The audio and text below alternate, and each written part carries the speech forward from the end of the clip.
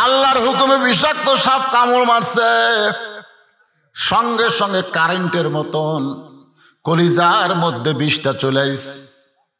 আবু বকর কান্দের বলে, সাপরে তুই আমারে কামড় মারলি, তুই মনে করছিস পা টান দিব? শোনে নে, আমার জীবন যাবে কিন্তু পা টান দিব না, কারণ বের হয়ে তুই আমার নবীরেও কামড়বি। সুবহানাল্লাহ। সাপ কয়, আল্লাহ লাভ হলো না তো, বিষ মুখে নিয়ে কামড় দিলাম, তাও তো পা টান দেয় না। আল্লাহ কয়, আবার দে, আবার দে। সাপ আবার কামড় দেয়। আবু বকর বলে, সাপরে তোর কি দয়া হয় না? নবী ঘুম পড়ে আমার রাতের উপরে, তোর কি মায়া হয় না? সাপও কান্দে, আবু বকর কান্দে। আল্লাহ বলে, সাপরে আবার কামড় দে, আবার কামড় দে। কিতাবের মধ্যে আছে 5 বার সাপটা কামড় মারলো, গোটা দেহ থরথর করে কাঁপতেছে। আবু বকর আর ধৈর্য ধারণ করতে পারে না, বিষের যন্ত্রণায় অসতর্ক মুহূর্তে 1 ফোঁটা চোখের পানি কখন জানি নবীর গাল মোবারকে পড়েছে। নবী আমার শিশু বাচ্চার মতন চোখ মেলে বলতেছে, আবু বকর বিয়ে বাচ্চার কথা মনে করে কাঁদতেছ? আবু বকর বলে, হুজুর কি বলবো আপনাকে, এই চামড়াটা কেটে কলিজা বের করে যদি আপনারা হাতে দিতাম, আপনি খুঁজে খুঁজে দেখতেন আমার কলিজার মধ্যে আল্লাহ রাসূল ছাড়া আর কারো জায়গা নাই। তাহলে কেন কাঁদতেছো জানতে চাই। বলে, আপনি ঘুমায় গেলে আপনার কপালের ঘাম নিজের চেহারায় মালিশ করলাম, গাড়ে সুর অন্ধকার দুর্বৃত হয়ে আলোকিত হয়ে গেল, হঠাৎ ছিদ্র দেখতে পেয়ে বাম পাখানা ছিদ্রের মুখে এখনো লাগাই আছি, কি যেন বারবার আমারে কামড় দেয়। নয় বলে, আবু বকর তোমারে বারবার কামড় দেয় আর তুমি একবার আমারে ডাকতে পারলে না? আবু বকর বলে, হুজুর এখন পর্যন্ত আমার জীবনের চাইতে, এই অধমের জীবনের চাইতে আপনার ঘুমের দাম বেশি। মরে যাব কিন্তু আপনার ঘুম আমি ভাঙ্গানোর মতন সাহস পাবো না। গাড়ি সুরের মধ্যে রাসূল বলে, আল্লাহ যে আবু বকর নিজের জীবনের চাইতে আমাকে মহব্বত করে, আমি রাসূলটাকে কি দিব? আল্লাহকে কিছুই দেওয়া লাগবে না, গোল্ডেন প্লাস পাইছে। সুবহানাল্লাহ। সেই পরীক্ষা আমাদের সামনে আসতেছে। মুসলমানের কাছ থেকে নবীর আদর্শ, নবীর সুন্নতকে কেড়ে নেওয়ার জন্য কাফের বেঈমান চেষ্টা করতেছে। কারণ দাড়িওয়ালা, টুপিওয়ালা, জুব্বাওয়ালার যে পাওয়ার আছে, এই পাওয়ারকে সিজ করার জন্য ওরা ওদের চরিত্র, ওদের কালচার, ওদের সবকিছু আমাদের কাছে দিয়ে আমাদের ভিতরের ইমানের পাওয়ার ওরা কেড়ে নেওয়ার চেষ্টা করতেছে। এখন কথা ঠিক কিনা? আমাদের ছেলেগুলোর হাতে এরকম মোবাইল দেওয়া হয়েছে। এখন একই জায়গার মধ্যে খারাপও আছে, ভালো আছে। ওরা খারাপ শিক্ষা পায়া ভালো জিনিস কোনোদিন দেখবে? ইচ্ছা করলে ইউটিউবে গিয়া বদুশের ওয়াজ, আজহারের ওয়াজ, আমির হামদার ওয়াজ, আল্লামা সাইদি হুজুরের ওয়াজ, এগুলো ওয়াজ ওরা শুনতে পারবে। পারবে কি পারবে না? আবার একটু ব্যাস সাইজ হলে অনেক কিছু আছে অশ্লীল। এরা দরজা জানলা বন্ধ করে বিশ্বাস করে কেউ দেখতেছে না। আমাদের যুবকগুলো দরজা জানলা বন্ধ করে বিশ্বাস করে কেউ দেখতেছে না। কিন্তু ইমানটা যদি থাকতো তাহলে তার বিশ্বাস বলতো, কেউ না দেখলেও আল্লাহ দেখতেছে, কেউ না দেখলেও 2 ফেরেশতা বসে নাই, এরা লিখতেছে। জোরে কোন কথা ঠিক কিনা? আজকে তুমি মনে করতেছ দরজা জানলা বন্ধ করার সমানে খালি সিল মারমো, কেউ দেখবি না, একলা হয়ে 20টা ভোট দেবো, কেউ দেখবে না। আল্লাহ কয়ে জাগা মতো এমন মার দেওয়া হবে, কেউ তোকে আর বাঁচাবার পারবে না। জোরে কোন কথা ঠিক কিনা? ওদের রংবাজ একটা সিনেমা, আমরা যখন ছোট ছিলাম তখন আইছিল বাংলাদেশে। এখনকার ছেলেরা তো দেখেন রংবাজ, নামটা খারাপ কিন্তু গানটা ভালো। যদি ফুলগুলো হয় অভিমানে ঝরে যায়, আমি মালা গেথে বলো কারে পরাবো, সে যে কেন এলো না কিছু ভালো লাগে না, কবরে আসুক তারে হে আমি মজা দেখাবো। ওই দেখেন ঘুরতেছে, দেখেন খালি, এই দেখেন এই ছেলেরা কোরআনের মাহফিল ওভারটেক করে ওরা কুটি যায়। হ্যাঁ, বুঝতেছেন না? ওরাই হলো দেশের ভবিষ্যৎ, ঠিক কিনা বলেন? ওরাই ভবিষ্যৎ। আল্লাহ রাসূল বলবে এমন একটা জামানা আসবে, জামানায় আগুনের আংটা হাতে রাখা সহজ হবে, কিন্তু ঈমান রক্ষা করা বড় কঠিন হবে। ওই জামানায় জালেমরা রাস্তায় থাকবে, বাহিরে থাকবে, আলেমদেরকে ধরে ধরে জেলখানার মধ্যে ঢুকানো হবে। এই জামানা যে আলেমেরা হক কথা কয়, কোরআন হাদিসের সত্য কথা কয়, ওর কক বারাত হবে না। আর তারা হুবার মায়ের কিচ্ছা কয়, ওরা থাকবে, ওরা থাক। আসেন ফাদখুলি ফি, পড়েন ফাদখুলি ফি ইবাদি ওয়াদখুলি জান্নাতি। কত সুন্দর কথা, যে আমার গোলামি করবে, যে আমার গোলামির শৃঙ্খলে নিষ্কাবদ্ধ করে নিবে, আমি আল্লাহ ঘোষণা দিলাম দুনিয়ার জীবনে তোমার গোলামি থাকবে, কিন্তু মরার পরে গোলামি থাকবে না। আমি আল্লাহ তাআলা তোমাকে জান্নাত দিয়া বরণ করে নিব। সবাই বলবে লোকটার কেউ নাই রে, লোকটা বড় একা হয়ে গেল রে, কবরে বালিশ নাই, বিছানা নাই, আহারে জানলা নাই, দরজা নাই, লোকটা বলে একা হয়ে গেল। আল্লাহ কাই পাগলা, একা হচ্ছে, ও কেবল চলে আইছে, আসল ঠিকানায়। সুবহানাল্লাহ খান। আর দুনিয়াও সিজনুল মুমিনিন, যারা প্রকৃত মুমিন হবে দুনিয়া তাদের জন্য জেলখানার মতো হবে। নিজের ইচ্ছা মতো চলতে পারবে না, তারা চলবে আমার আল্লাহর ইচ্ছায়, নবীর সুন্নাত মোতাবেক। একটু খেয়াল করবেন, এই যে ইবাদি শব্দকে ব্যাখ্যা করতে গিয়া ইমাম মালিক বলেছেন বাইনাল আবদি ওয়াল কুফরি তরকুস সালাত। ইবাদি, এতে ফাদখুলি ইবাদি, ইবাদিকে ব্যাখ্যা করতে গিয়ে বলেছেন বাইনাল আবদি, কারা কারা ইবাদতকারী, অল কুফরি এবং কারা কাফের। এইটাকে যাচাই করতে গেলে যে জিনিসটা লাগবে তার নাম হলো নামাজ। যেরকম তার নাম কি, বাইনাল আবদি অল কুফরি তরকুস সালাত। এই বান্দা আর কাফেরকে বাছাই করতে গেলে বেশি জিনিস লাগবে না, এক নম্বর লাগবে নামাজ। যার নামাজ আছে সে হবে বান্দা, সে হবে আল্লাহর গোলাম, সে হবে জান্নাতি। যার নামাজ নাই, ওই যতই মুসলমান দাবি করুক, ও কিন্তু বান্দা না, ও হলো কাফের। বুখারী শরীফের হাদিস। আল্লাহ রাসূল আরো কঠোর হয়ে বলছেন মান তারাকা সালাতু মুতাম্মিদান ফাকাত কাফারা। ইচ্ছা করে এক ওয়াক্ত নামাজ যারা বাদ দিল, ইচ্ছা করে এক ওয়াক্ত, বেশি ওয়াক্ত না, কয় ওয়াক্ত, এক ওয়াক্ত বাদ দিল, ওই কাফের। আর যে সমস্ত যুবকেরা ধাপতি তুলি আর মাহফিল করতেছে, মাহফিলের টেনশন তোমাদের মাথায়, মাশাআল্লাহ থাকলে ভালো। গ্রামের বাড়ি ঘর সুন্দর না হলো মসজিদটা মাশাআল্লাহ খুব সুন্দর, আলহামদুলিল্লাহ। একটু মনোযোগ দিয়ে শুনবেন, তাহলে বান্দা হবার গেলে এক নম্বর যেইটা লাগবে তার নাম কি, আরো জোরে বলেন, তার নাম হলো নামাজ। বর্তমান সরকার প্রধানমন্ত্রী আমাদের বাংলাদেশে 564টা মসজিদ বানায় দিস, 564টা মসজিদ, নাম দিছে মডেল মসজিদ। কি মসজিদ? মডেল মসজিদ। কিছুদিন আগে একজন নেতা বলতেছে মৌলানারা ওয়াজ করবার যায় প্রধানমন্ত্রীর এই গুণের কথা কয় না। গোটা পৃথিবীর কোন প্রধানমন্ত্রী, কোন প্রেসিডেন্ট এত মসজিদ বানাছে যেটা বাংলাদেশের প্রধানমন্ত্রী তৈরি করলো, এ কথাটা তো বলা দরকার। তা আমি বললাম 564 মসজিদ করা, 564 সিনেমাও করবার পারতো, ধরে কোন ঠিক কিনা? তো সিনেমা হল না করে কি বানাইছে? মসজিদ বানাইছে। কারণ কি? এই যুবকগুলো বাইরে ঘোরার জন্য। কিন্তু আপনি গেছেন মসজিদে, মডেল মসজিদে কোনোদিন ঢুকছেন? কথা কয় না। এত সুন্দর মসজিদ বানালো, ঢুকবেন না? আমি কয়েকটা মসজিদের মধ্যে ঢুকে দেখছি বিশাল মসজিদ, কিন্তু মুসল্লি নাই। ধরেন কি নাই? মুসল্লি। তো বাংলাদেশে মানুষের সংখ্যা মনে হয় কম।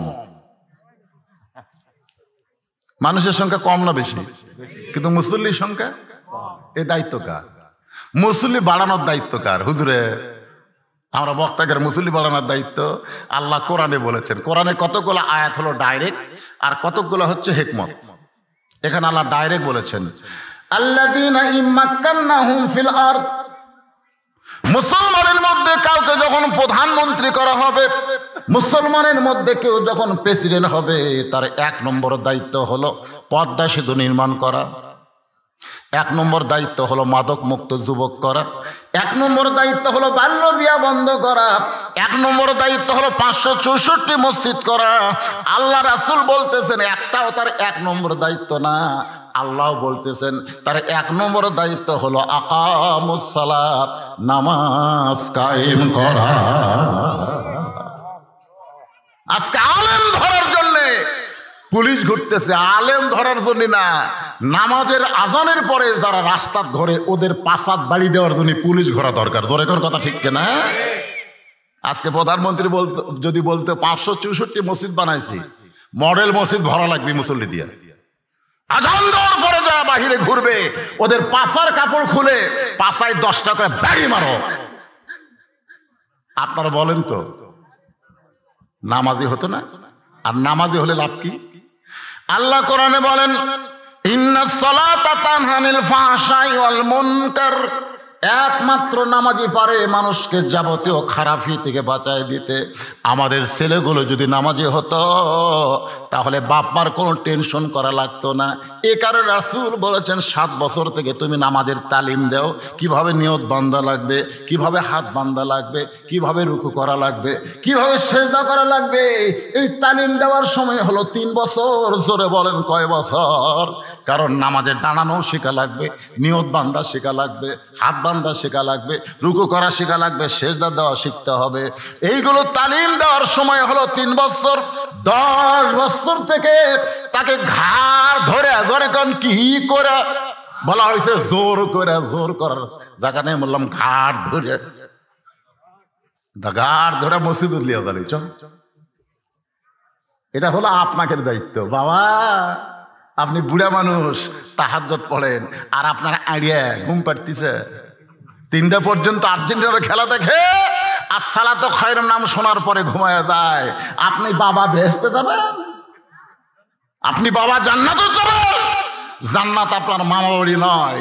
আল্লাহ কোরআনে বলেছেন কু আনফুসাকুম ওয়া আহলিকুম নারা, জাহান্নামের আগুন থেকে যদি বাঁচতে চাও তুমি বাবা একলা বাঁচো না, তোমার আহাল পরিবার নিয়ে বাঁচতে হবে। ফাতেমার কাছে সে নবী বলতেছে, ফাতেমা তোর কি কখনো মনে হয় না আমি আল্লাহর নবী? ফাতেমা কয় আব্বা আপনি কি কন? আপনি হলেন ইমামুল আম্বিয়া, ইমামুল মুরসালিন, আপনি হলেন সমস্ত নবীদের ইমাম, খালি নবী? আল্লাহ নবী চোখের পানি বের করে বলে ফাতেমা তুই যেন কখনো মনে করিস না তোর বাবা আল্লাহর নবী বলে আল্লাহ তোকে জান্নাত দিবে। কখনো মনে করিস না মা আমি বিশ্ব নবীর মেয়ে হওয়ার কারণে আল্লাহ তোকে খাতির করবে। ও ফাতেমা আল্লাহর জান্নাতে যদি যাবার চাও তাহলে আল্লাহর বান্দি হও, আল্লাহর বান্দি হও, তুমি আল্লাহর হুকুমগুলো আমল করো। ফাতেমা তুমি যত আল্লাহর হুকুম আমল করবে আল্লাহ তোমার জন্য জান্নাতের দরজা খুলে দিবে। ফাতেমা চোখের পানি বের করে বলে বাবা আপনি বিশ্ব নবী হওয়ার পরেও আমার কোনো উপকার হবে না? রাসূল বলেন হবে, তবে আমার মেয়ে হিসাবে না, আমার উম্মত হিসাবে হবে। জোরে কান সুবহানাল্লাহ। আমার মেয়ে হিসাবে আমি তোকে কিছু করে দেব। আল্লাহ ওটা আমার মেয়ে, আল্লাহ ওকে একটু খাতির করে দাও, এ কথা বলা যাবে না। বলা লাগবে ফাতেমা আমার উম্মত, উম্মতের হিসাবে তুই কিছু হয়তো ছাড় পাবি, কিন্তু মেয়ে হিসাবে না। আমল করে জান্নাতে যেতে হবে। ফাতেমা বললেন বাবা তাহলে কি আমল করব? আল্লাহ রাসূল বললেন মাত্র 4টা আমল করা হবে। কয়টা? 4টা। 1 নম্বর হলো নামাজ, 2 নম্বর হলো রমজান মাসের রোজা, 3 নম্বর হলো স্বামীর কথা মতো চলা, 4 নম্বর হলো সতীত্বের হেফাজত, পর্দা করা। এই 4টে আমল যদি তুই করতে পারিস ফাতেমা আমি গ্যারান্টি দিয়ে দিলাম আল্লাহ তোরে 8টা জান্নাতের মালিক বানায়া দিবে। রাসূল বললেন ফাতেমা 24 ঘন্টা তোমাকে নামাজ পড়া লাগবে না, 24 ঘন্টার মধ্যে মাত্র 5 বার তুমি নামাজ পড়বা। জোরে কোন কয়বার? 24 ঘন্টা পড়া লাগবে না। ফাতেমা রমজান মাসে রোজা সারা বছর করা লাগবে না, 12 মাসে 1 মাস রোজা করলেই তোমার রোজা আদায় হবে। ফাতেমা শোনো স্বামীর খেদমত সবসময় করা লাগবে না। যখন তোমার বিবাহ হবে স্বামীর কথা মতো চলবে, যতক্ষণ স্বামী তোমার কাছে থাকবে। স্বামী যখন দূরে যাবে তখন তুমি আবার স্বামী খিদমত থেকে এতাত থেকে মুক্ত হবে। কিন্তু ফাতেমা পর্দা, এই পর্দাটা 24 ঘন্টার মধ্যে 1 ঘন্টাও বাদ দেওয়া যাবে না। সব সময় যে আমল তোমাকে করতে হবে সে আমলের নাম হলো পর্দা। জোরে কান সুবহানাল্লাহ। এই জন্য নারীদের জন্য, আমার মা বোনদের জন্য যারা পর্দার অন্তরালে বসে বসে কথাগুলো শুনতেছেন, আপনাদের আমল করতে হবে জান্নাতে যাওয়ার জন্য। আমরা পুরুষ মানুষ, আমাদের আমল করা লাগবে। আর 1 নম্বর আমল আল্লাহ বান্দা হওয়ার জন্য, তার নাম হলো নামাজ। জোরে কান, তার নাম কি? তার নাম হলো নামাজ। এখন নামাজটা কি করবেন? পড়বেন না ধরবেন? একটা গান আছে, এই গানটা কই দেখেন তো, বুঝতে পারেন নাকি? হাদিসে আছে বিস্তারিত, হুজুরি কলব ব্যতীত করছিন কালেও নামাজ তোর হবে না। হাদিস আছে বিস্তারিত, হুজুরি কলব ব্যতীত করছিন কালেও নামাজ তোর হবে না। তবে কেন গাও জোয়ারি, মানুষকে দেখাও নামাজ পড়ি। ও তোমার সিদ্ধ বীজে, ও তোমার সিদ্ধ বীজে সুফসল হবে না রে। মুসলমান, আজও কেন আল্লাহর নামাজ ধরতে পারলা না?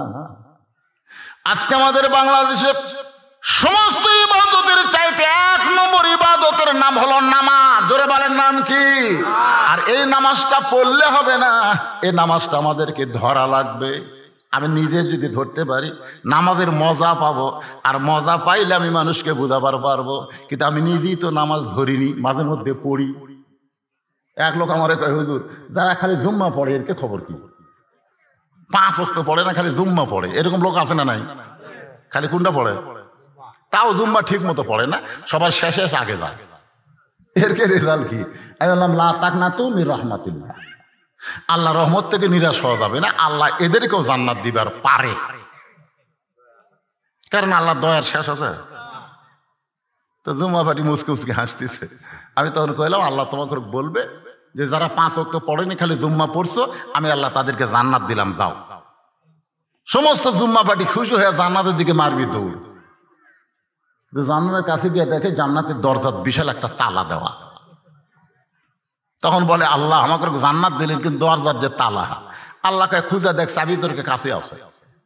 ওরা খুঁজে দেখবে একটা চাবি আছে, চাবি তালার মধ্যে ঢুকবে কিন্তু ঘুরবি না, তেল তেলা। বলে আল্লাহ চাবিটা তালার মধ্যে ঢুকলো কিন্তু ঘুরলো না। এখন কি হবে? আল্লাহ কয় তালার মধ্যে 5টা দাগ আছে, তোদের চাবির মধ্যেও 5টা দাগ থাকা লাগবে। ওই দাগে দাগে যখন মিশবে, কুটটুস করে যখন তালা খুলবে, জান্নাতের মধ্যে তোরা ঢুকতে পারবি। বলে আল্লাহ 5টা দাগ কিসের? বলে তালার মধ্যে আছে, তোরকে চাবির মধ্যে নাই। বলে সেই 5টা দাগ কিসের? বলে 1 নম্বর হলো ফজর, 2 নম্বর জোহর, 3 নম্বর আসর, 4 নম্বর মাগরিব, 5 নম্বর এশা। এই 5 ওয়াক্ত নামাজ যাদের নাই, তারা জান্নাত খালি দেখবার পারবি, ঢুকবার পারবে না ভাই। এখন আপনারা কি করবেন? জান্নাত খালি দেখবেন না ঢুকবেন? তাহলে ঢুকবারে গেলে কয় ওয়াক্ত? আরো জোরে কোন কয় ওয়াক্ত? 5 ওয়াক্ত নামাজ আদায় করা লাগবে। সবচেয়ে দামি ইবাদত হলো নামাজ। এই জন্য আল্লাহ কোরআনে বলেছেন, ইন্না সালাতি ওয়া নুসুখি ওয়া মাহইয়ায়া ওয়া মামাতি লিল্লাহি রাব্বিল আলামিন। ফিলিস্তিনের মতন বাংলাদেশের মুসলমান যদি ভারতের কাছে অসহায় হয়, যেরকম ইসরায়েল বাহিনী ফিলিস্তিনকে অসহায় বানায়, ইচ্ছা মতো মারতেছে, জোরে কর কথা ঠিক কিনা? ভারতও যদি ইচ্ছা করে আমাকে এই বাংলাদেশ একটা দেশ করে, পেট খালি মেয়ে মানুষের মতন মরদ মানুষের বড় হচ্ছে, এরা যুদ্ধ করে পারবি? ভারত যদি একসময় কয়, এই বাংলাদেশেরা এতদিন পশ্চিম দিক হয়ে কাবার দিকে মুখ করে নামাজ পড়িস, এখন ভারতের দিকে মুখ করে নামাজ পড়া লাগবে। নামাজ যদি ভারতের দিকে মুখ না করিস, সব কটা কি গুলি করে মারবো। তখন বলবি আমরা নামাজই ছেড়ে দিলেন, আমরা মরবার চাই না, বাঁচবার চাই। আপনারা কি মনে করতেছেন এখানে আল্লাহ কি বলতেছে?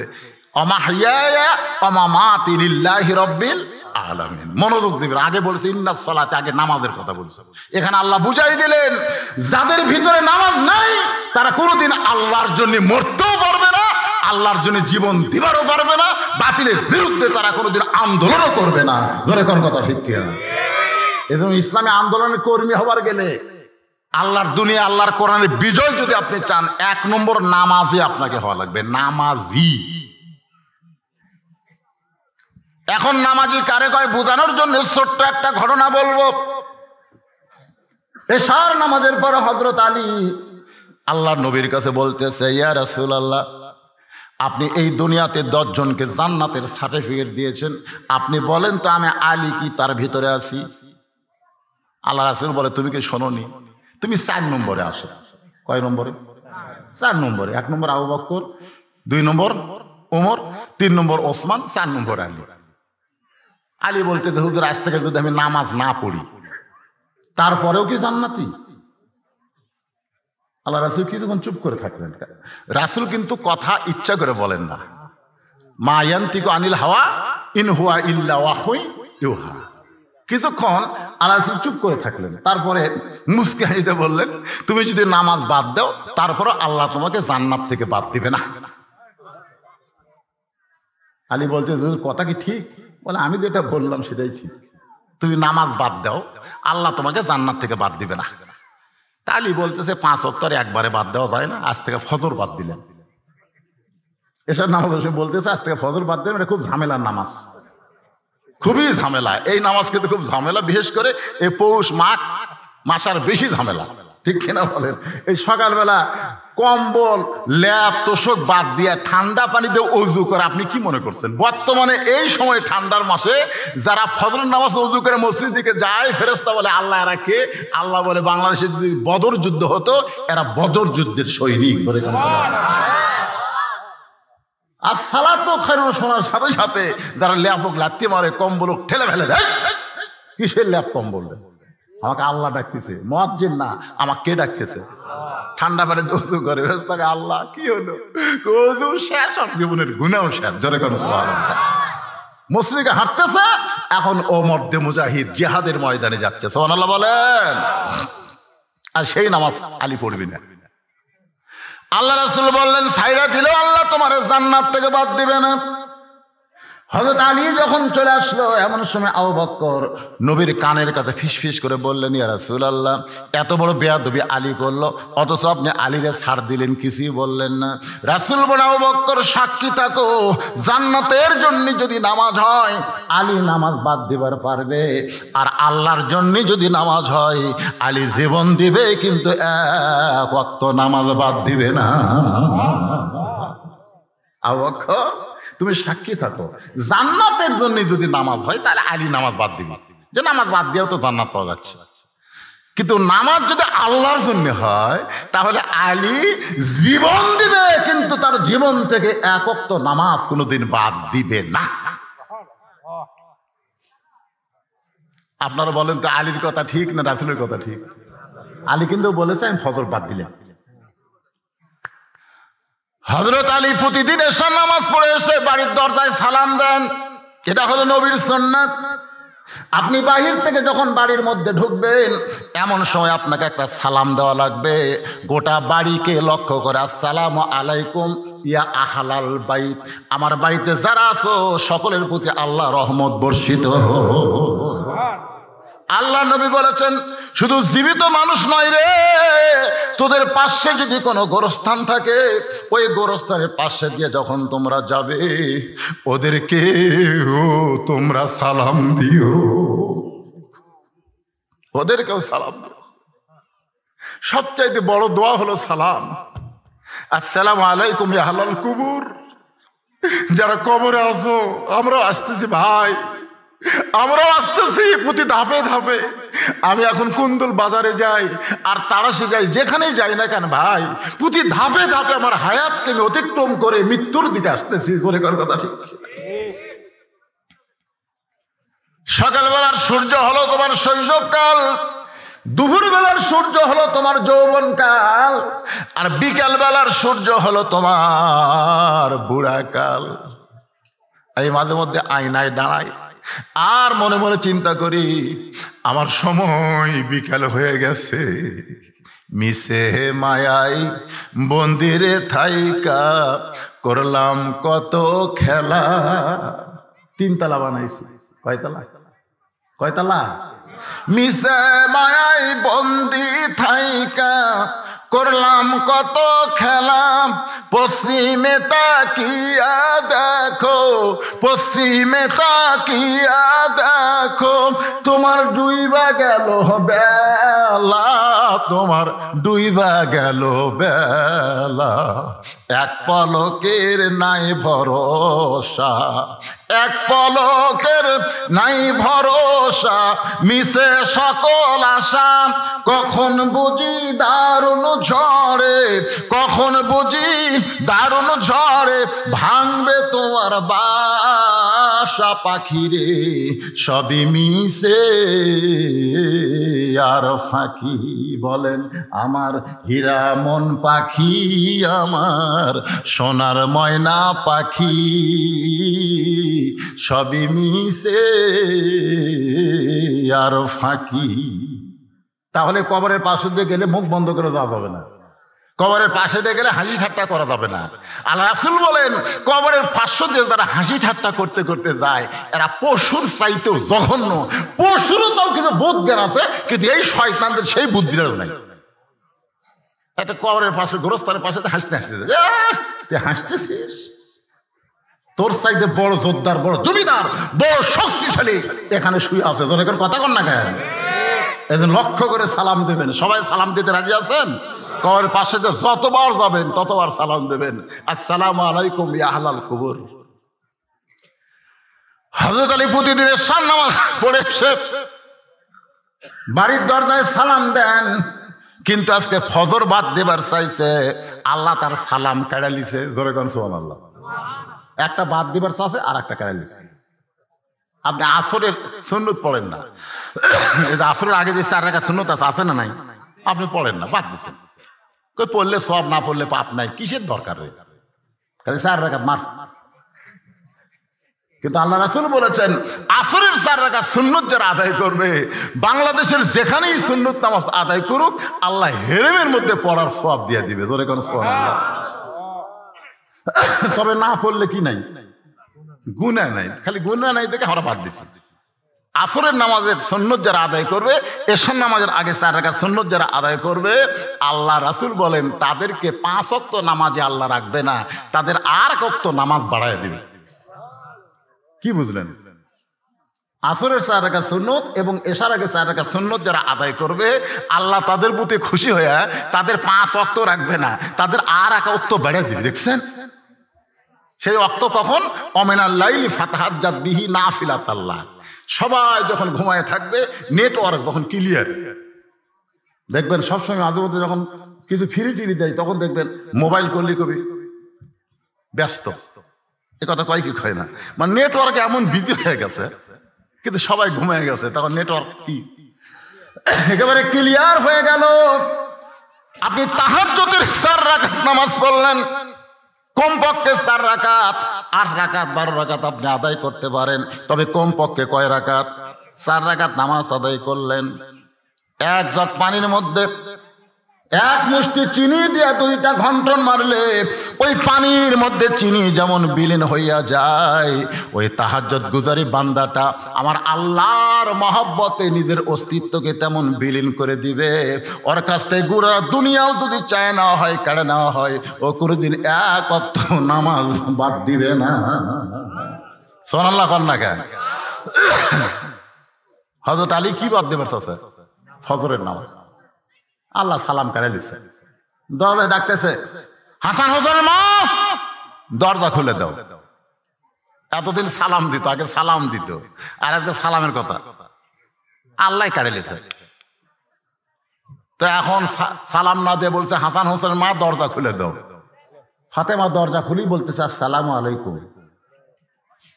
আলী বলতে তার মনে নাই রে, আসসালামু কবলাল কালাম, কোনো কথাবার্তা বলার আগে কি দেওয়া লাগবে? আর আমি হাসান হোসেনের মা দরজা খোলো, সালাম বাদ দিয়ে আমি আগে তোমার ডাক দিলাম।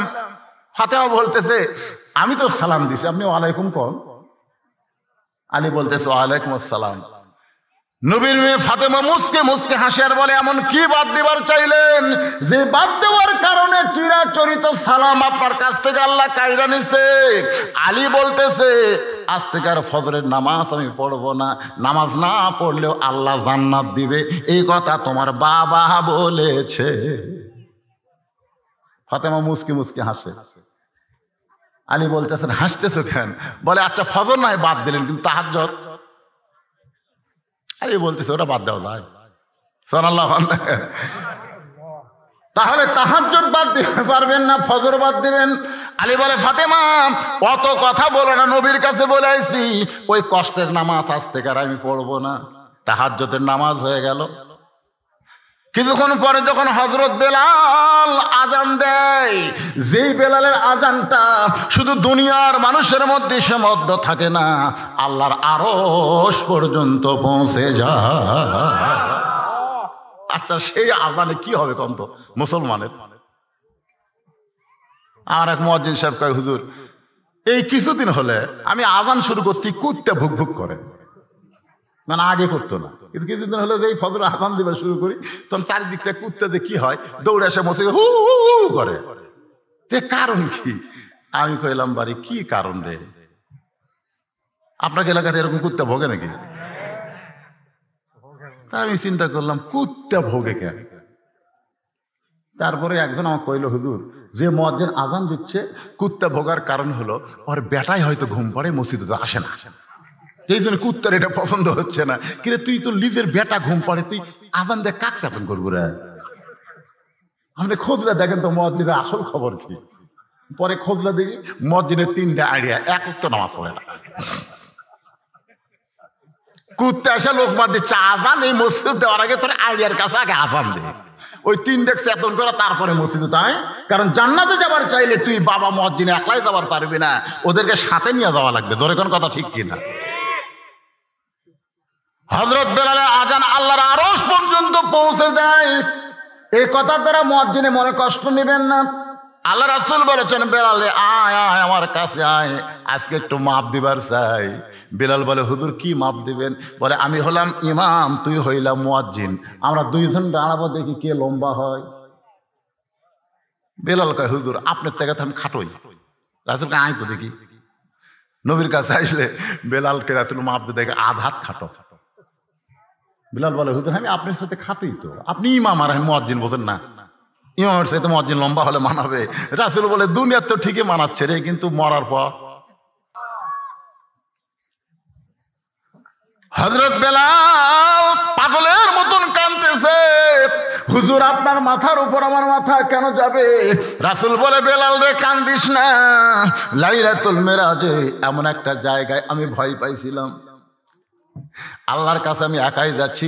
এতক্ষণ আমার সঙ্গে জিবরাইল ছিল, কিন্তু এখন আর জিবরাইল নাই, আমি একা একা আল্লাহর কাছে কেমনে যাই? এমন সময় দিকে আমার সামনে কে যেন হাঁটতেছে। ডাকতে বললাম, মাবুদ গো, ফেরেশতা জিবরাইলকে তুমি কায়রা নিলা, আসার অনুমতি দিলা না, কিন্তু এই নীরব জায়গা আমার সামনে এমন করে কে যায়?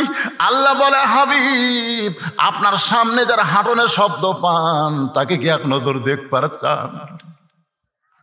নই বলে, আল্লাহ গো, আমার আগে তোমার আরশে কে আইছে, আমি এক নজর দেখতে চাই। আল্লাহ বলে, বেলাল নবীর দিকে একবার তাকা। হযরত বেলালের মুখটা দেখে নবী চমকে গেল। মেরাজ পাড়ি দিয়ে তাকায় দেখে সকালবেলা বেলাল। নবী বলে, বেলাল রে তুই কখন আইলি? বেলাল বলে, হুজুর কোথায় গেলাম? রাসূল বলে, বল তুই কখন আইলি? বেলাল বলে, কোথায় গেলাম? আল্লাহ নবী বলেন, আমার আগে তোরে দেখছি আজকে আরশে। আল্লাহ বলে, হাবিব রে, বেলালকে আমি আল্লাহর এতই ভালো লাগে, দুনিয়াতে বেলাল আর কতদিন পর জান্নাতে আসবে, আগে থেকেই আমি বেলালকে সাইজ করে রাইখা দিয়েছি। ধরে কান্না সুবহানাল্লাহ। সেই বেলাল দিছে আযান। আজান শোনার পরে হযরত আলী আর বাড়িতে থাকতে পারে না, বাড়ি থেকে বের হওয়ার রওনা দেয়। ফাতেমার সামনে দাঁড়ায় বলে, কোথায় যাবেন? যাবেন কোথায়?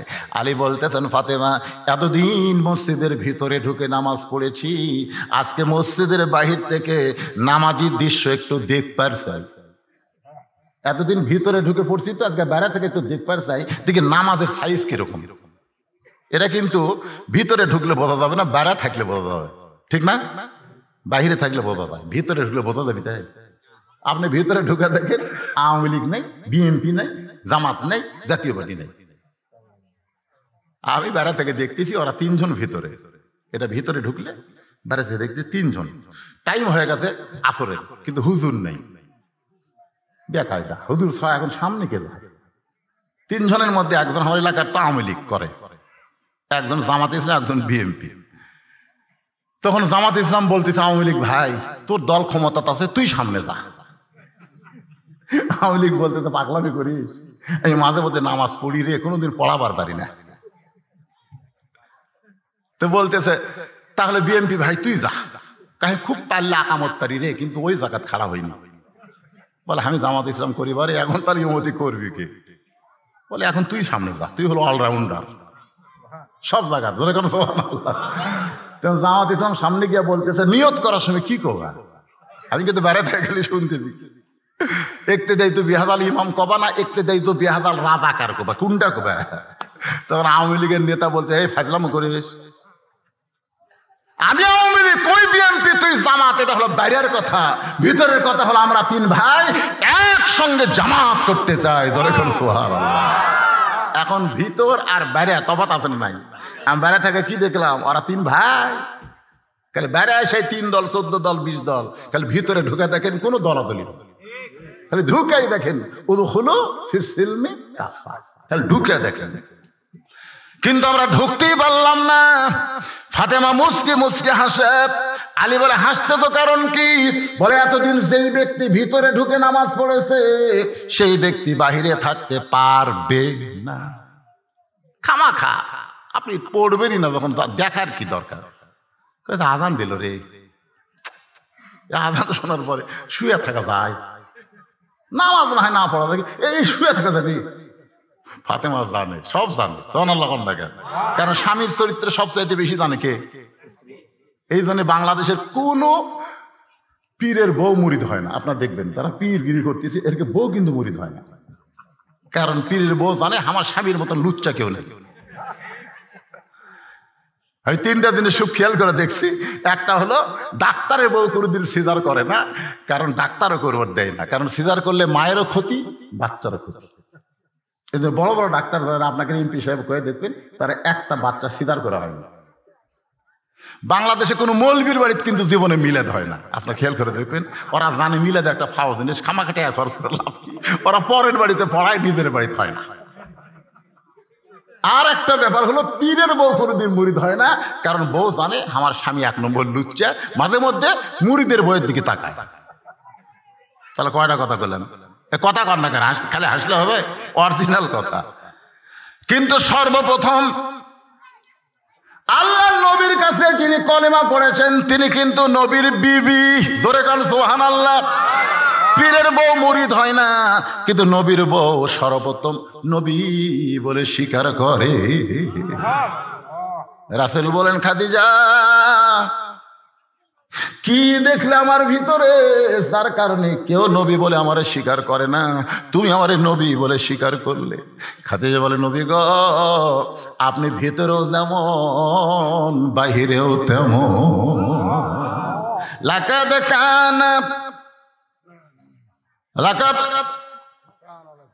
লাকাদ কানা লাকুম ফি রাসূলিল্লাহি উসওয়াতুন হাসানা। জোরে কান সুবহানাল্লাহ। আমরা হুজুরেরা বাইরে হুজুর, ভিতরে কিন্তু হুজুর হতে পারিনি। আমি নিজের কথাই বলতেছি, কিন্তু আল্লাহ রাসূল বাহিরেও যা ভিতরেও যায়। নবীর ঘরের কথাও যদি প্রকাশ করে সেটাও আমাদের জন্য ইবাদত। জোরে কান সুবহানাল্লাহ। ঘরের কথাও যদি বইয়েরা বলে যা আমার নবী এইরকম, ওটাও ইবাদত। কারণ নবী যা কিছু করছেন সমস্ত কিছু করাই আমাদের জন্য সুন্নাত। জোরে কান সুবহানাল্লাহ। তাহলে কি বুঝলেন? সর্বপ্রথম নবীর হাতে যদি কলেমা পড়েছে তার নাম কি? খাদিজাতুল কুবরা। আল্লাহ কোরআনে বলেছেন, ওয়া ইন্নাকা লাআলা খুলুকিন আযীম। তাহলে স্বামীর সবচেয়ে বেশি চেনে কে? তার বিবি। জোরে কান কে চেনে? সেই বিবির কাছে হুজুর হবার চাও? একটু মনোযোগ দিয়ে শুনবেন। হযরত আলী মসজিদের বাহির থেকে নামাজের দৃশ্যটা দেখতে চায়, এমন সময় দেখতে পায় মসজিদের বারান্দায় আবু যর গিফারি ফজরের 2 রাকাত সুন্নত নামাজ আদায় করতেছে। ফজরের আগে কয় রাকাত সুন্নত?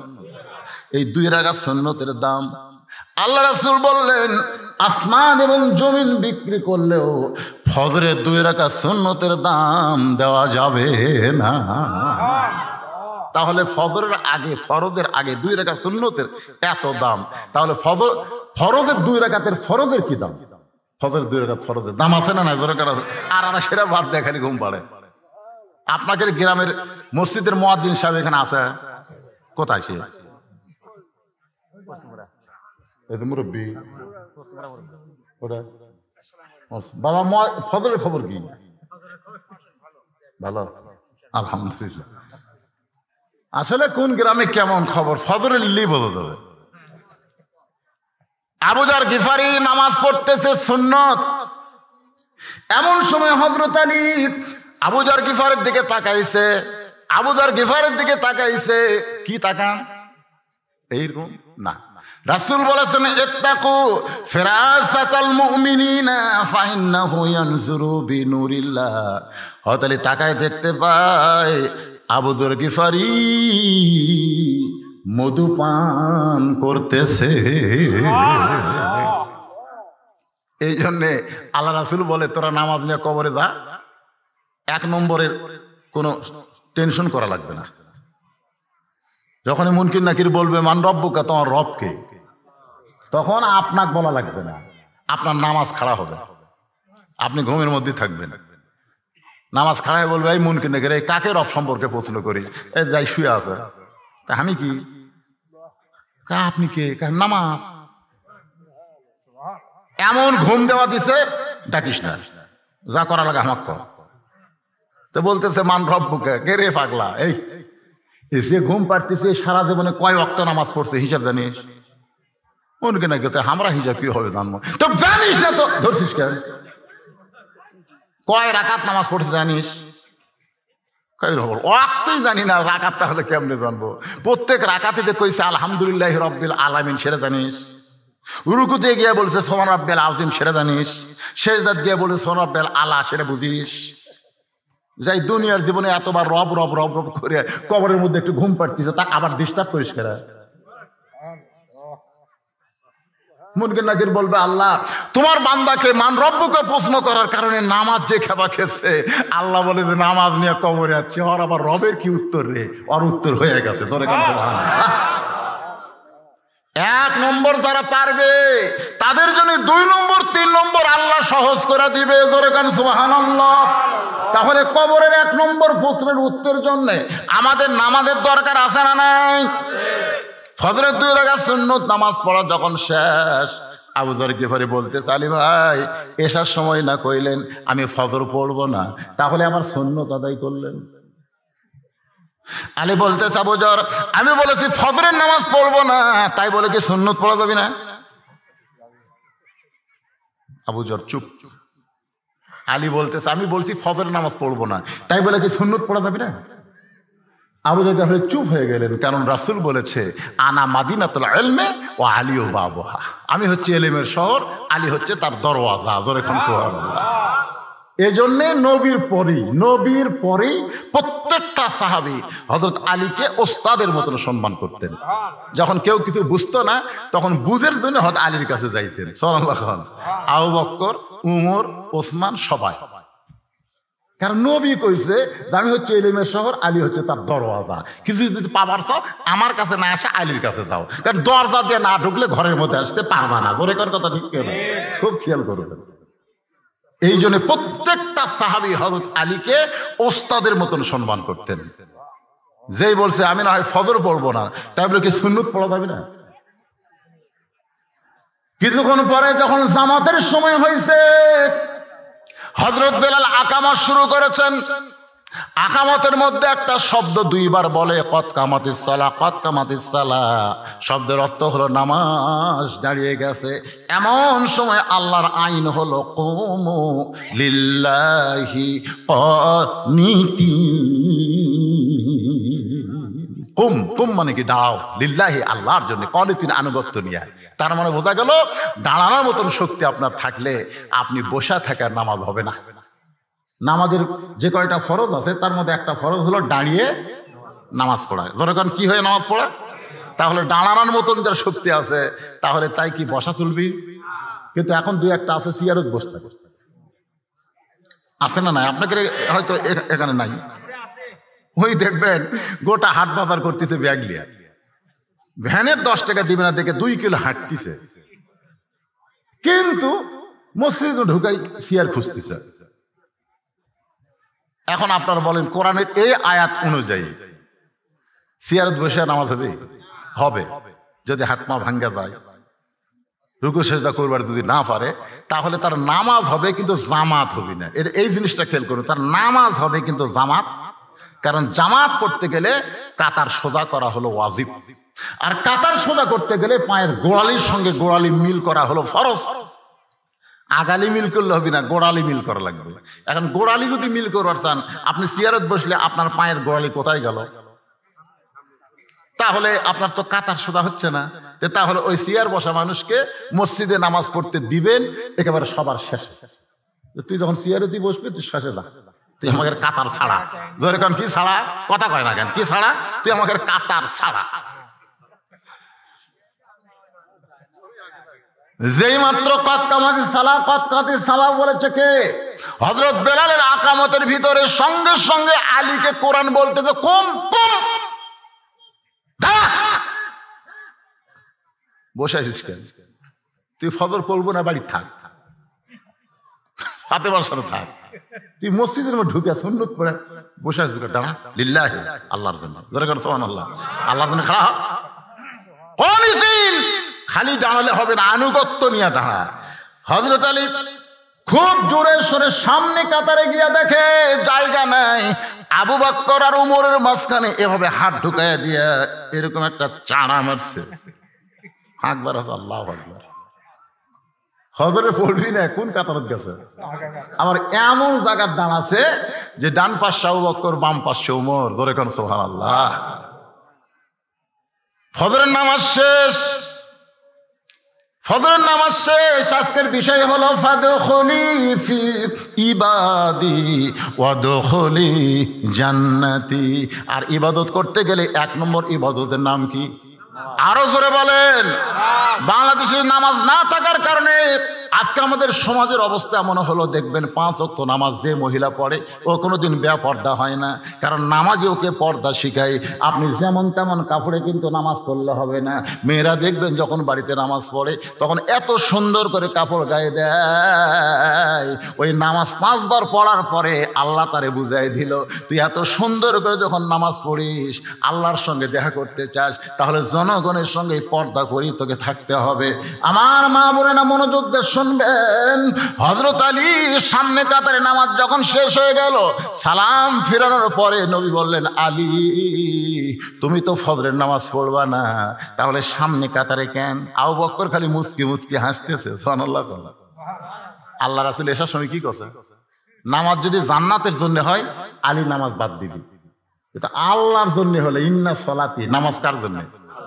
যদি আল্লাহর জন্য হয় আলীর জীবন যাবে, কিন্তু তার জীবন থেকে 1 ওয়াক্ত নামাজ কোনোদিন বাদ যাবে। এটা কিন্তু আবু বকর রাসূল কইছে। এখন আলীকে বলতেছে, আলী রে, তুই না কইলি ফজরের নামাজ পড়বো না, তাহলে সামনে কাতারে খবর কি? আলী পাগলের মতন কান্দে। রাসূল বলে, আলী রে কান্দিস কেন? তুই কান্দার কারণ কি? আলী বলতেছে, নবী গো, বহু চেষ্টা করলাম নামাজ বাদ দিব। রাসূল বলে, কেমনে দিবি? জিহাদের ময়দানে মুসলমানের বিজয় হলো, কিন্তু যিনি ময়দানের সেনাপতি তিনাকে খুঁজে পাওয়া যাচ্ছে না। ওই যুদ্ধের সেনাপতি হলেন হযরত আলী। ধরে কান সুবহানাল্লাহ। মুসলমানের বিজয়ের পর সেনাপতির মুখে নবী জিহাদের বিজয়ের খবর নিবে, কিন্তু সেনাপতি নাই। রাসূল বললেন, আমার আলী এখন কোন জায়গায়? তন্ন তন্ন করে খুঁজে দেখে ময়দানের ভিতরে, যুদ্ধের ময়দানের ভিতরে হযরত আলী সেজদার মধ্যে পড়ে আছে। সাহাবীরা এসে হযরত আলীর দিকে লক্ষ্য করে দেখে হযরত আলীর পিছে এমন একটা তীর ঢুকে গেছে। নবীর কাছে গিয়ে বলতেছে, রাসূলুল্লাহ, আলীরে পাওয়া গেল।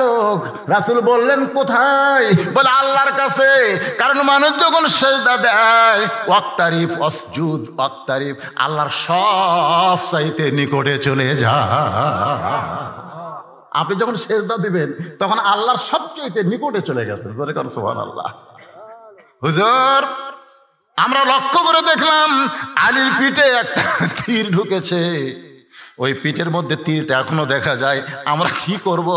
আল্লাহ রাসূল বললেন, আলীরে কষ্ট দিস না, আলীরে কষ্ট দিস না, খবরদার তীরটা নিয়ে বের করবে না। কিতাবের মধ্যে আছে, হযরত আলী যখন নামাজের মাঝখানে, এমন সময় দুজন সাহাবী, জাবের আর হুযায়ফা, দুইজন সাহাবী, তাদেরকে রাসূল বললেন, তোরা জামাতে নামাজ পড়বি না, ওই তীর বের করার জন্য তোদের চেষ্টা করা লাগবে।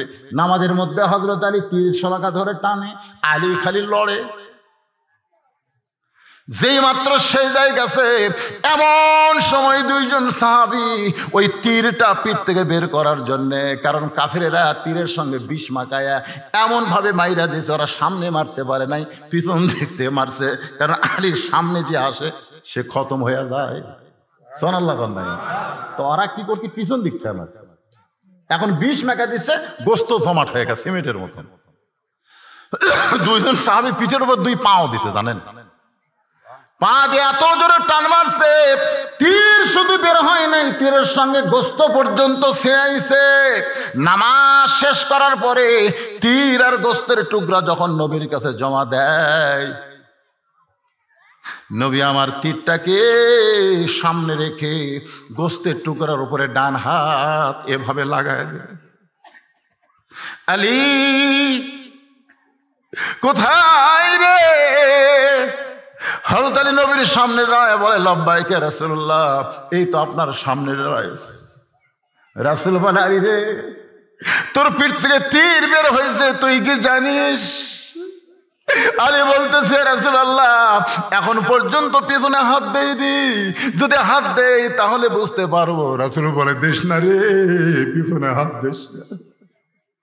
শুধু তোর তীর বের করেনি, ওরা তোর পিঠের গোস্ত পর্যন্ত ছিঁড়ে আনছে। আমি জানি আলী জানতে চায়, আলী রে, পিঠ থেকে তীর বের হলো, গোস্ত ছিঁড়াইলো, তুই তখন কোথায় ছিলি বল? তুই কি বলবি না? আজকে আমার সাহাবীর মধ্যে তুই কি বলবি না? কারণ আমি হলাম শহর আর তুই হলি দরওয়াজা। আলী বলতেছে, ইয়া রাসূলুল্লাহ, আপনি যখন বলতেছেন তাহলে শোনেন। আমি তখন কাবার ভিতরে ছিলাম, আবু বকর ওমর খালি মুখ সাওয়াসাই করে। আবু বকর ওমরের দিকে তাকায়, ওমর আবু বকরের দিকে তাকায়। কে নামাজ পড়ছি মসজিদ নববীতে, আর আলী বলতেছে কাবার ভিতরে ছিলাম। কাবা হলো মদিনা থেকে 430 কিলো দূরে। সেই কাবার মধ্যে আলী কেমনে গেল? আল্লাহ নবী বললেন, সমস্ত সাহাবীরা জবান বন্ধ করো, জোরে কান সুবহানাল্লাহ। আমি আলীর কাছ থেকে জানতে চাই, আলী রে, তুই নামাজ পড়লি মসজিদ নববীতে, তুই কাবার মধ্যে কেমনে গেলি? আলী বলতেছে, ইয়া রাসূলুল্লাহ, আমি যখন নামাজের নিয়ত করলাম, নিয়ত করার পরে, নিয়ত মানে কি? নয়তন উসাল্লি লিল্লাহি তাআলা, এইটা কিন্তু নিয়ত না। আপনি আল্লাহু আকবার বলে হাত বাঁধবেন, এটাই হলো নিয়ত। নিয়ত পড়া লাগবে না, নিয়ত করা লাগবে। আপনারা বলেন তো, নিয়ত পড়া না করা? আমি আর আমার ভাই দুইজনে একসাথে গেছে নামাজ পড়বার। ওই যায় নয়তন উসাল্লি লিল্লাহি তাআলা 4 রাকাতে সালাতুল আসর করতে ইমাম সাহেব রুকুর থেকে সেজদায় গেছে। একই সাথে ঢুকে আমি 4 রাকাতে পানো, ওই 1 রাকাত মিস করলাম। আমি বললাম, কে ভাই, আমার 4 রাকাতে হলো, তোর 1 রাকাত মিস হলো। এই শালা নিয়ত বারে এ করবার, যত পাড়াপাড়ি করি ততই ভুল হয়। আর বাগতে রাকাতাই হয়ে যায়, এই ভুল শোধরাতে 1 রাকাতে যায়। আমি বললাম, ভাই তোর নিয়ত কখন হতে তুই জানিস? আমি তো তা জানি না। তুমি যখন অজু করছো, অজু করার সাথে সাথে আল্লাহ বুঝিছে ওই কোন নামাজের অজু করছে। তোর কোন কথা ঠিক কিনা? তুমি মসজিদে পা দিতে আল্লাহ জানে তুমি কোন নামাজে তুমি ঢুকছো। তুমি যখন কাতারবদ্ধ হয়ে দাঁড়াইছো তখন আল্লাহ জানে তুমি কোন নামাজ পড়বা। তারপরে আবার নিয়ত পড়া লাগবে। অজু করতেই তোমার নিয়ত হয়ে গেছে। তো নিয়ত করার পরে আমি তাকায় দেখি, একটু মনোযোগ দিয়ে শুনবেন, এই ভ্যান দেখবেন। বিরক্ত হচ্ছেন? এই মাহফিলে কোন আদায় আছে? কোন আছে? নাই, আমি তো গতবার আইছিলাম, কোন আদায় না। আপনারা এরকম চিন্তা করবেন না হুজুর শেষে বোধহয় আদায় টান দিবেন। আমি ঘড়ি ধরে ওয়াজ করতেছি, ঘড়ি অবশ্য দেখার চান্স পাইনি, কেবল আসতেছে 3:32। ওয়াজ হবে কতক্ষণ? 4টা পর্যন্ত। না না, 4 দিয়ে যাবি না, কারণ আগে ওয়াজ না আগে নামাজ। আর সবচাইতে সালাতুল ওস্তা হিসাবে যে নামাজকে ঘোষণা করা হয়েছে তার নাম হলো আসরের নামাজ। আসরের নামাজকে বলা হয় সালাতুল ওস্তা। ওস্তা বোঝেন? বোঝেন? সবচাইতে গুরুত্বপূর্ণ নামাজ হলো আসরের নামাজ। আসরের নামাজ যে জামাতের সঙ্গে আদায় করবে, বাকি 4 ওয়াক্ত নামাজ আল্লাহর জিম্মায়, আল্লাহ তার জন্য আদায় করে নিবে। জোরে কোন সুবহানাল্লাহ। সবচাইতে বেশি অলসতায় মানুষ আসরের নামাজ করবে, যে হাট বাজারে গিয়ে সবকিছু করবে, কিন্তু আসরের নামাজ দিয়ে গুরুত্ব দিবে না। আজকে মাহফিল এসে আমরা সেই নামাজকে গুরুত্বহীন মনে করব না, গুরুত্ব দিয়ে আমাদের নামাজ আদায় করা লাগবে। ঠিক কিনা বলেন? গত বছর এখানে বিশাল জামাতে নামাজ হয়নি, আজকে হবে ইনশাল্লাহ। সব হয়তো মসজিদে যাবেন না। এখানে আমি তো মনে হয় মুসাফির হয়ে গেছি, তাহলে তো হচ্ছে না। যদি মুসাফির না হতাম তাহলে আমি নামাজটা আজকে পড়াতাম। হ্যাঁ, কিন্তু না, মুসাফির হয়ে গেছি, কারণ আমি তো পরকার ওয়াজ খেয়াল করা লাগবে। আমি বাড়ির থেকে যখন রওনা দিছি এ ওয়াজ না, পরে যার একটা ওয়াজ আছে গুরুদাসপুর সিংড়া, ওটা দেখলে মুসাফির, তো তাহলে আমাকে দিয়ে হচ্ছে না। কিন্তু আপনাকে সাথে আমি জামাতে নামাজ পড়বো, সমস্যা আছে? আলহামদুলিল্লাহ। রাজি আছেন তো? কারা কারা রাজি? আল্লাহ খাদ দেখা তো দেখি। লিল্লাহে তাকবীর। কোনো টেনশন করেন না। আজকে জীবনে দেখেন নামাজ পড়ার, নামাজ ধরা, যে নামাজ মানুষকে সব পাপ থেকে হেফাজত করবে, নামাজই পারে মানুষকে। আল্লাহ কয় নামাজের জোরে ফায়েশা কাজ যাবে দূরে, পাক কোরআনে রয়ে আছে ঘোষণা। এখন আকাম কুকাম নামাজ রোজা একসাথে বান্ধিয়া বোঝা, জাহান্নামে দিয়াছ রওয়ানা। আজ কেন আল্লাহর নামাজ ধরতে পারলা না? সে নামাজ নিয়ে আলোচনা হচ্ছে। গুরুত্ব কম না বেশি? আর বিষয়টা হলো ফাদখুলি ফি ইবাদি ওয়াদখুলি জান্নাতি। আপনি নামাজ ধরছেন বলেই আপনি আল্লাহর বান্দা হয়ে গেলেন, আর বান্দা হয়েছেন বলেই আপনি জান্নাতের মধ্যে ঢুকে গেলেন। ধরে কেন সুবহানাল্লাহ। তাহলে সেই নামাজের গুরুত্ব কম না বেশি? এখন আপনাদেরকে মাত্র 5টা মিনিট, আমার মায়েরা হয়তো বলবে যে হুজুর খালি নামাজ নামাজ নামাজ নামাজ করলো, অথচ আমাদের পর্দা নিয়ে কোনো কথা বললো না। আমার মায়েদের জন্য বলতেছি, মা, গভীর রাত্রে, রাতটা যখন গভীর হয়ে গেছে, এমন সময় ফাতেমা স্বামীর বুকের মধ্যে মাথা দিয়া ফোঁপায় ফোঁপায় কাঁদতেছে। আলী বলে, ফাতেমা কান্দার কারণ? বলে, কান্দার কারণ হলো আল্লাহ তাআলা আমার দোয়া কবুল করছে। আল্লাহ আমার দোয়া কবুল করছে। আলী বলে, ফাতেমা তুমি কি পাগলি হলে? আল্লাহ দোয়া কবুল করলে মানুষ কাঁদবে কেন? বরং মানুষ খুশি হবে। কি দোয়া করছো ফাতেমা? বলে, দোয়াটা হলো আল্লাহ যেন আমাকে পর্দার মধ্যে মৃত্যু দেয়। আল্লাহ বলেছে, ফাতেমা তোমার দোয়া আমি কবুল করলাম। সুবহানাল্লাহ। আলী বলে, ফাতেমা রে, যে সারা জীবন পর্দা করে সে তো পর্দার মধ্যেই মৃত্যুবরণ করবে। বাংলাদেশে মেয়েরা কিন্তু পর্দা সারা জীবন করে না, কিন্তু মরার পরে তাদের পর্দা করায়। জোরে কোন ঠিক কিনা? আপনাদের এলাকার মেয়েরা মরলে কয়টা পর? তুই বাঁচতে চাকরিশ করছিস, কিন্তু মরার পর একে 5টা দিয়ে ওই খাটনি কিন্তু ঢাকাতে হয়। আমার এলাকায় কি করে? খাটনি ঢাকে। মেয়ে মানুষের লাশ দেখা যায় না, খাটনি মধ্যে ঢাকাতে হয়। ফেরেশতারা ঘরে আর কয়, আল্লাহ, ইবাসে থাকতে গোটা গ্রামের লোক এক দেখলো, আর মরার পরে লাশটাও খাটনি পর্যন্ত চাদর দিয়ে ঢাকলো। আল্লাহ কয়, ফেরেশতা, এই দেশের নাম হলো বাংলাদেশ রে। এরা বাঁচতে না মারলেও মরার পরে এরা মানে। মায়েরা আছে না নাই? এজরকান মায়েরা আছে না নাই? এই মায়েদের জন্য বলছি, শোনেন। ফাতেমা বলে, স্বামী, আমার দোয়া আল্লাহ কবুল করেছে, কিন্তু আপনি কি জানেন আমার মৃত্যু কখন হবে? আলী বলে, ফাতেমা, কে কখন মরবে এটা দুনিয়ার কোনো মানুষ বলতে পারে না। ফাতেমা বলতেছে, আল্লাহ যদি আমাকে জানায়, আল্লাহ পাক আমার জানাইছে এই গভীর রাত্রে ফাতেমার মৃত্যু হবে। হযরত আলী ছোট বাচ্চার মতন কান্দে। আমার মায়েদের জন্য ওয়াজটা করতেছি, মা একটু মনোযোগ দিয়ে শোনেন। গভীর রাত্রে ফাতেমা দুনিয়া থেকে বিদায় নিল। গভীর রাত্রে থেকে জানাজা ছাড়া ফাতেমা কিন্তু বলেছে আমার লাশটা খাটনি তুলবেন না, কারণ খাটনি কান্দে নিলে আমার দেহের ওজন মানুষ বুঝতে পারবে। ওগো স্বামী, আপনি ছাড়া আমার দেহের কত ওজন এটা দুনিয়ার কোনো মানুষ যেন বুঝবার না পারে। জোরে কান সুবহানাল্লাহ। কারণ আপনি আমাকে লাড়াচাড়া করেছেন, আপনি আমার স্বামী, আপনি আমাকে কান্দে করে নিয়ে যাওয়ার পারবেন না। ওই জান্নাতুল বাকির পূর্ব কোণায় সবুজ রঙের একটা বাতি জ্বলবে, ওই বাতি বরাবর আমাকে দাফন করে দিবেন। হযরত আলী গভীর রাত্রে ফাতেমাকে কবর দেওয়ার পর আমার আল্লাহর কাছে বলতেছে, আল্লাহ দুনিয়ার জীবনে কিছুই দিবার পারলাম না, খালি কবর দিলাম। আল্লাহ গো, নবীর কলিজার টুকরা ফাতেমা, কত ধনী ধনী যুবকেরা বিয়ে করবার চাইছিল, কিন্তু নবী আল্লাহর হুকুমে গরিব আলীর সঙ্গে ফাতেমার বিয়ে দিল। আল্লাহ গো, আমি আলী সুখ দিবার পারিনি দুনিয়াতে, মরার পরে তুমি একটু তারে সুখ দিও। এই দোয়া যেই মাত্র হযরত আলী করেছে, করার পরে তাকায় দেখে সামনে কয়েকটা পুরাতন কবর। এই মাত্র ফাতেমার কবর দিল, সেই নতুন কবর আর নাই। আলী গোটা জান্নাতুল বাকির মধ্যে পাগলের মতো দৌড়ায়, ফাতেমার কবর, ফাতেমার কবর।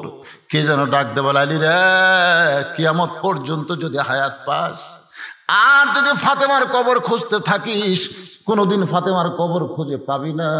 তুই স্বামী হলে কি হবে, ফাতেমার পর্দার কাছে আমি আল্লাহ তাআলা এত দরদি হইছি, তার কবরকেও পর্দা করে দিয়েছি। এই পর্দা করার কারণে ফাতেমা হলো খাতুনে জান্নাত, জান্নাতি সমস্ত নারীদের নেত্রী। আমার মা বোনেরা যেখানে বসবাস শুনতেছেন, আমি শুধু পুরুষের নামাজের কথা বলতেছি, নারীদের নামাজ এর মধ্যে আছে, কিন্তু বাড়তি আপনার পর্দা। ফাতেমার সঙ্গে যদি জান্নাতে যাবার চান, এই পর্দা কিন্তু আপনাদের করতে হবে। মা, বিলের ভিতরে আপনারা থাকেন, বাইরে তো যাওয়ার খুব একটা দরকার পড়ে না, ঠিক কিনা বলেন?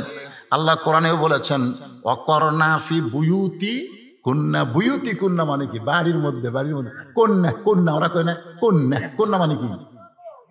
এই কথা কয় না, বাড়ির মধ্যেই থাকতে হবে, বাড়ির বাইরে যাবার পারবা না। না, আল্লাহ এত কঠোর হয় না। আল্লাহ বলেছেন বাড়ির বাইরে যদি যাবার চাও তাহলে পর্দা করে যাওয়া লাগবে। পর্দা কি? এখন আপনাদের কাছে পর্দা হয়ে গেছে বোরকা। বোরকা কি? বোরকা হলো বহু কাপড় দিয়ে সাজা গুজিয়া বানানা। আমি আমার নানির বোরকা দেখছি, দাদির বোরকা দেখছি, তারা যখন কোনো জায়গায় যাইতো, তাদের যে টোপলা কাপড় সব ওই বোরকার ভিতরে, বোরকার মধ্যে ব্যাগ, বোরকার মধ্যে পানির ডাবরি, বোরকার মধ্যে সব। এখন এই চিকন মানুষ এক বোরকার মধ্যে সব নেওয়ার কারণে এই হাতির মতন মোটা হয়ে গেছে। মানুষ কিন্তু চিকন, কিন্তু ভিতরে সব লিখে তো দাঁড়া কিছু লেগেছে, ভিতরে নেওয়ার কারণে মোটা হয়ে গেছে।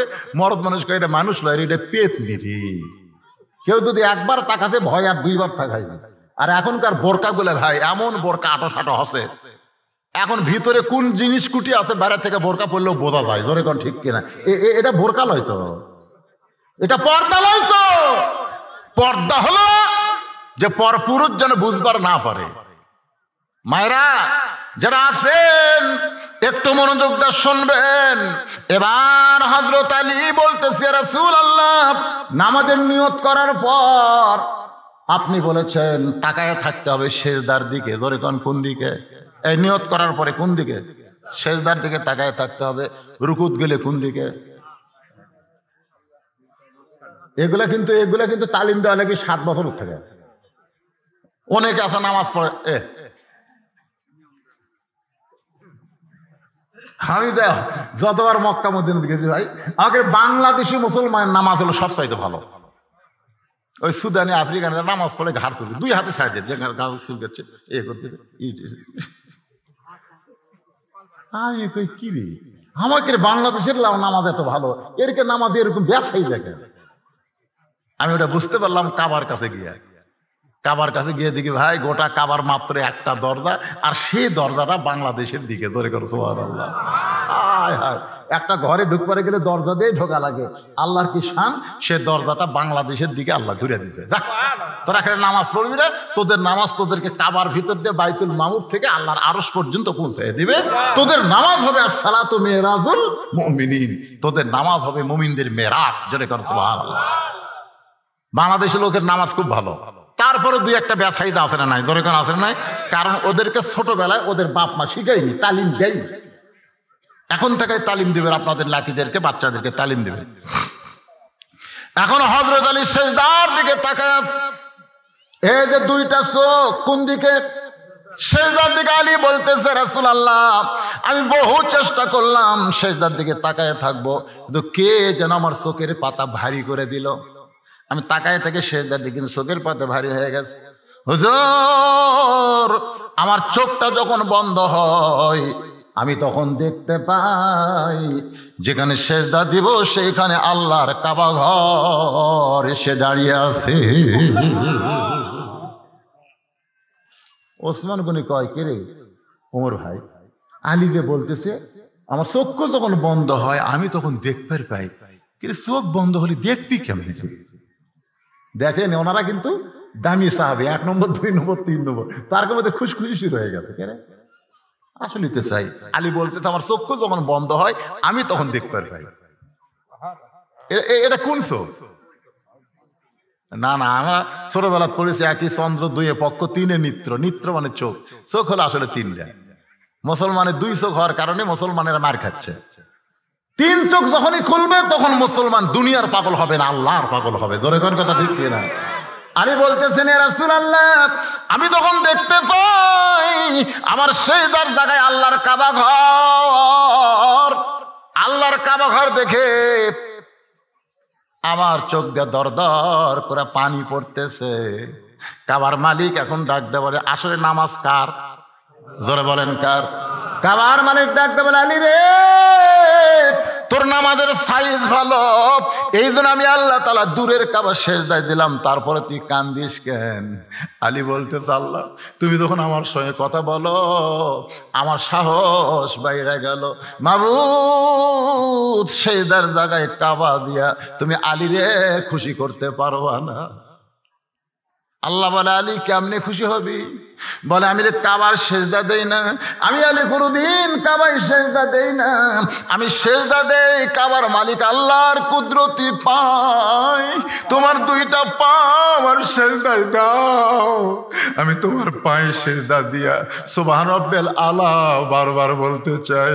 তুমি উপরওয়ালা, আমি আলী হলাম সেজদাওয়ালা। আলী বলে, নবী গো, ওই আল্লাহর কুদরতি পায়ে সেজদায় আছি, ওই সময় আমার পিঠ থেকে তীর টেনে বের করছে, পিঠের গোশত ছিঁড়াইছে।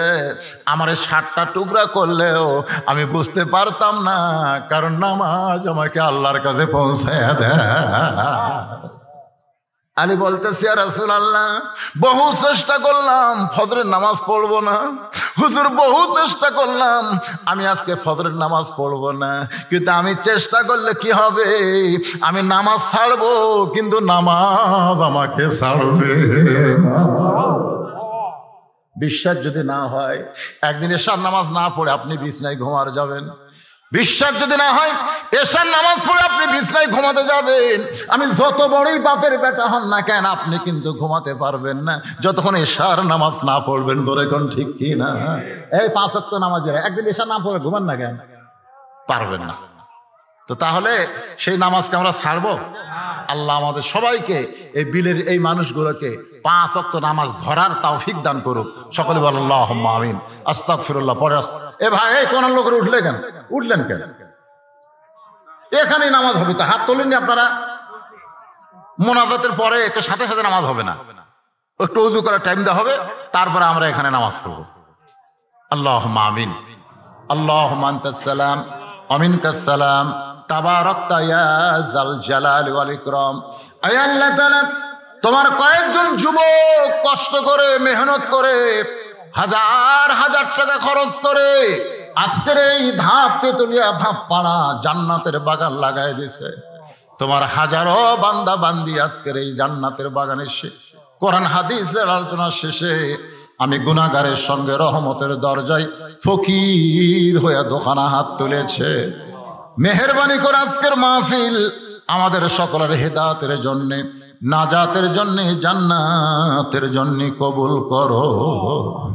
এই মাহফিলের শুরু থেকে শেষ পর্যন্ত যত আলোচনা হয়েছে আল্লাহ, এর মধ্যে যদি ত্রুটি হয়, ভুল হয়, মাফ করে দাও। এর হাদিয়া মঞ্জুর করো। সোনার মদিনায় নবী পাকের রওজা মোবারকে আল্লাহ তুমি কবুল করে নাও।